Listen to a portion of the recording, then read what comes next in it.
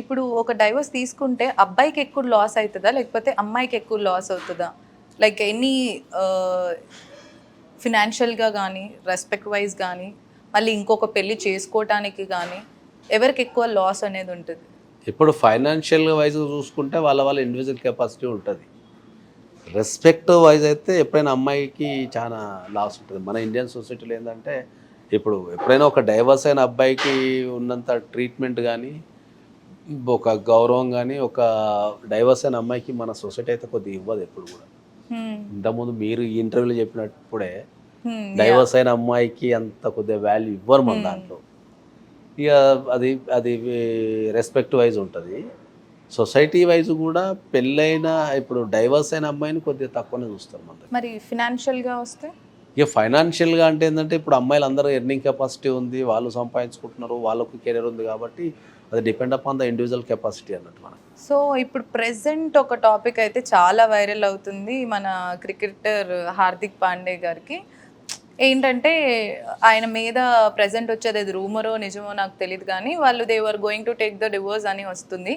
ఆ డివోర్స్ తీసుకునేటప్పుడు 70% of his what ever ఆస్తులు ఉన్నాయో అది వైఫ్కి చెందుతాయి అని కోర్టు ఆర్డర్ ఇచ్చింది అని చెప్తున్నారు. సో నిజంగానే ఎవరైనా డివోర్స్ తీసుకునే వాళ్ళు అబ్బాయికి ఉన్న దాంట్లో 70% అమ్మాయికి ఇచ్చే డివోర్స్ తీసుకోవాలి అబ్బాయిలు? ఇప్పుడు ఈ విషయం పైన మీరు ఒక విషయాన్ని స్ట్రైట్ అడగకుండా ఏంటంటే ప్రజెంట్ ఉన్న సిచ్యువేషన్ని బేస్ చేసుకుని అడిగారు కదా, దీనిపైన కొన్ని లక్షల సార్లు క్లారిటీ ఇచ్చినా కూడా జనాలకు అర్థం కావట్లే.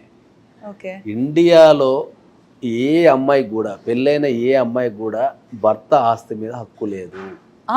లేదు, ఎందుకు లేదు? లేదు, అదే చెప్తున్నా కదా నేను.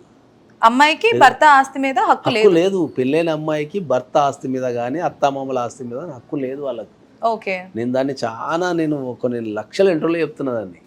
ఓకే, ఇప్పుడు మీరు చెప్పిన ఏదైతే కేసులు ఉందో ఎక్కడ కూడా కోర్టు ఒక 70% ఇవ్వమని కానీ లేకపోతే ఆ అమ్మాయికి ఒక 70% ఇవ్వాలని కానీ రూల్ ఎక్కడా లేదు ఆస్తుల మీద.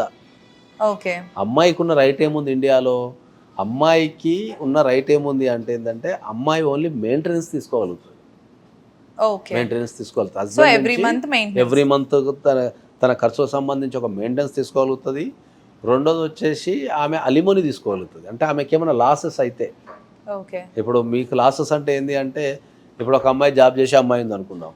ఆ అమ్మాయి ఏం చేస్తుంది, హస్బెండ్ ఏం చెప్తాడు, కండిషన్ ఏం పెడతాడు అంటే నువ్వు వర్కింగ్ చేస్తే నేను పెళ్లి చేసుకోను అన్నాడు అనుకుందాం. షీ విల్ సాక్రిఫైస్, అరే హస్బెండ్ కదా అని చెప్పేసి.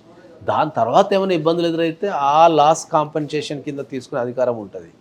తర్వాత ఏ కండిషన్ లేకున్నా కూడా హస్బెండ్ ఏమైనా కారణం చేసి తెల్లగొడితే ఆమె బాధపడ్డట్టు మనం కోర్టులో ప్రూవ్ చేయగలిగి, అంటే ఆమెకు లాస్ అయింది, క్రుయాలిటీ జరిగిందని ప్రూవ్ చేయగలిగితే దానికి సంబంధించి మనం అలిమోని తీసుకోగలుగుతాం తప్ప ఇట్లా స్ట్రైట్ ఫార్వర్డ్గా ఆస్తుల హక్కు ఎక్కలేదు. జనరల్ ఆస్తులు ఎక్కలేదు అన్లెస్ అంటే హస్బెండ్ చనిపోతేనే హస్బెండ్ ప్లేస్లో అమ్మాయి వస్తుంది కాబట్టి హస్బెండ్కి వచ్చే రైట్స్ అన్నీ అమ్మాయికి వచ్చేస్తాయి. హస్బెండ్ బతికుంటే ఈ దేశంలో హక్కు లేదు, అసెట్స్ మీద హక్కు లేదు. ఈ చట్టం ఎక్కడుంది అంటే వెస్ట్రన్ కంట్రీస్లో. Okay, irrespective of the situation